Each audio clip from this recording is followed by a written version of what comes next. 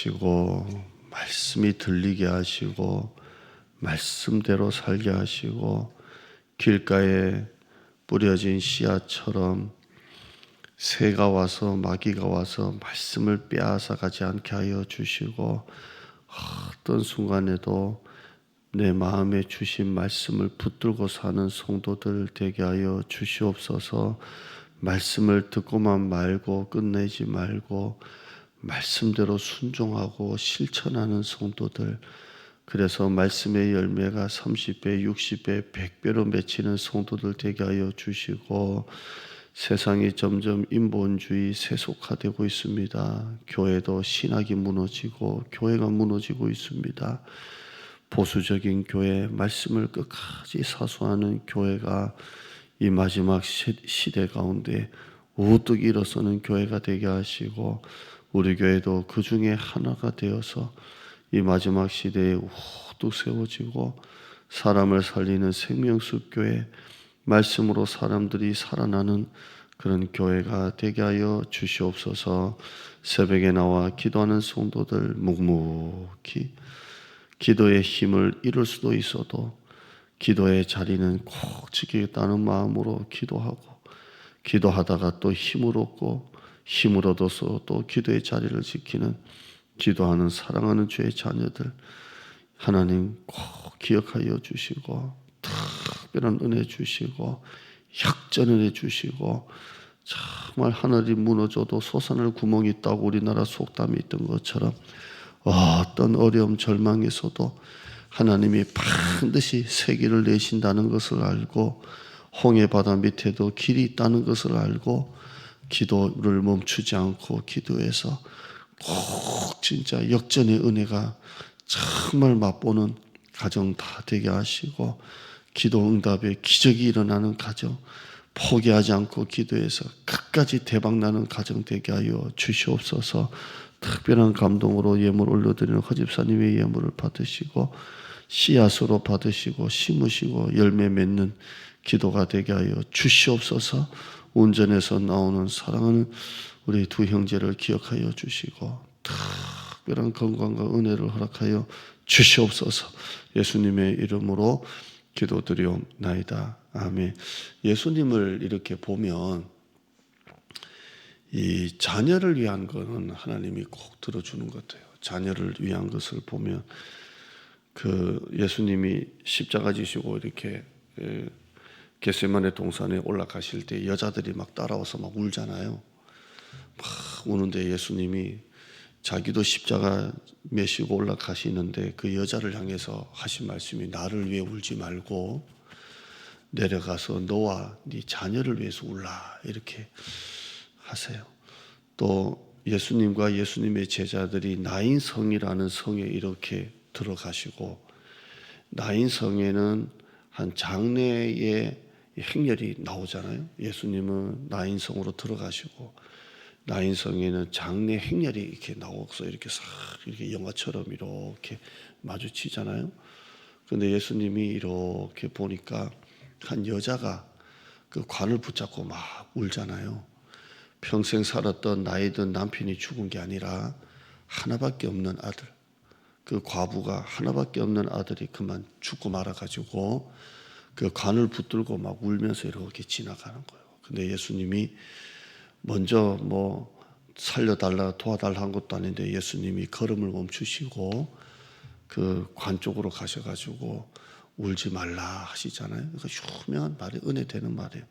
여자여 울지 말라 하시면서 그 관 속에 있는 아들을 살리시고 가세요. 그러니까 예수님은 아들에 관한 문제는 절대 외면하지 않으시는 걸 봐요.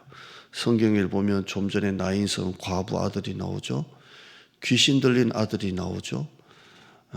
그죠? 그 다음에 가난 여자인데 딸이 귀신 들려가지고 처음에 예수님이 그 테스트 하신다고 뭐 내가 걔한테 내가 주겠냐 이렇게 하니까 이 가난 여자가 뭐라고 그랬죠? 걔들도 제 주인의 상에서 떨어지는 부스러기를 먹습니다. 그 예수님께서 여자야 네 믿음이 크도다. 내가 이런 말을 했는데도 네가 실망하지 않고 그래서 그 귀신을 쫓아내 주죠. 예수님의 두 번째 기적이 그 가나의 왕의 신하의 아들을 예수님이 고쳐주세요. 그렇게 해서 하나님은 아들에 관한 것은 그냥 돌려보내신 적이 없는 것 같습니다. 마귀가 우리를 넘어뜨리는 게 두 가지가 있대요. 제가 오늘 새벽에 이렇게 또 일찍 일어나서 한 4시쯤에 기도하고 설교를 한 편 듣는데 마귀가 우리를 넘어뜨리는 게 두 가지가 있는데 하나는 교만이래요.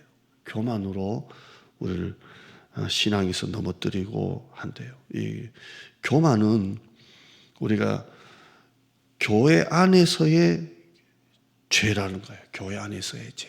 그러니까 마귀가 우리를 넘어뜨리는데 교회를 떠나게 하지는 않고 신앙으로 살게 하는 것 같이 하면서 교회 안에서 신앙생활하면서 내가 주인 돼가지고 막 이렇게 하는 거, 이게 마귀가 우리를 넘어뜨리는 게 두 가지래요. 두 번째는 절망이래요.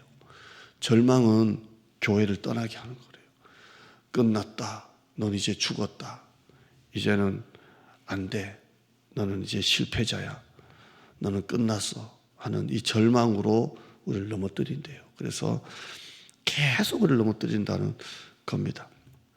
여러분, 우리가 인생의 기근을 지나고 있습니다. 확실히 지금 우리나라가 기근의 때를 지나가고 있고 여러분과 우리 모두는 지금 확실히 기근의 때를 지나가고 있는 것 같습니다.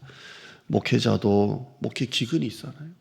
새 가족이 만약에 계속 안 들어오고 잘 다니는 성도들이 이런저런 이유로 교회를 떠나거나 옮기면 그게 목회 기근이, 잘 목회자와 좋은 관계를 맺는 성도가 무슨 오해로 목회자와 불편한 관계가 되면 그게 목회 기근이, 목사가 몸이 아프고 뭐 이런 게 아니라 그게 기근이.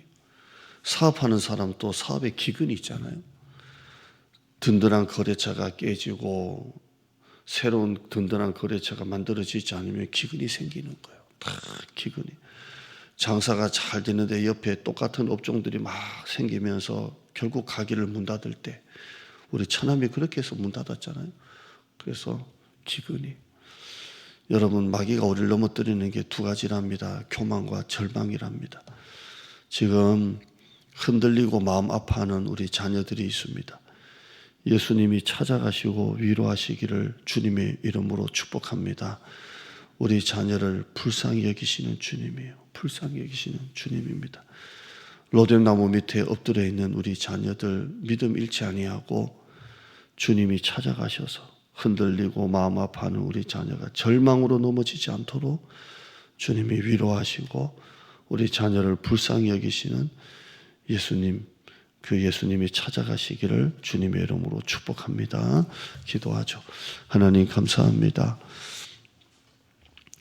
우리 자녀를 불쌍히 여기시는 주님, 절대 자녀의 문제만큼은 외면하지 않으시는 주님, 지금 우리 자녀가 절망 가운데 허덕이고 흔들리고 마음 아파하고 있다면 이 마귀가 절망으로 우리를 몰고 가는 것입니다.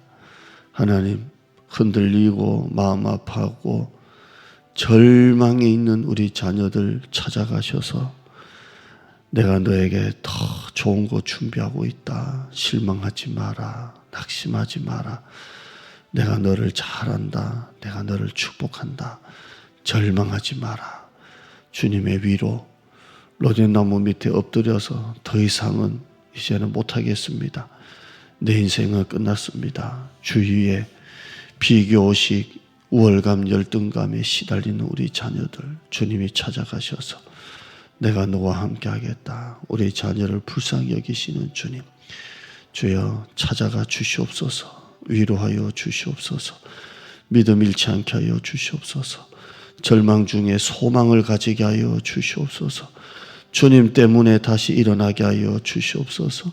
말씀으로 다시 일어서게 하여 주시옵소서. 실망하지 않게 하시고 절망 가운데 하나님 내려주고 있는 그 은혜를 붙잡고 있는 우리 자녀들, 우리 가정 되어지게 하여 주시옵소서. 감사드립니다. 예수님의 이름으로 기도드리옵나이다. 아멘.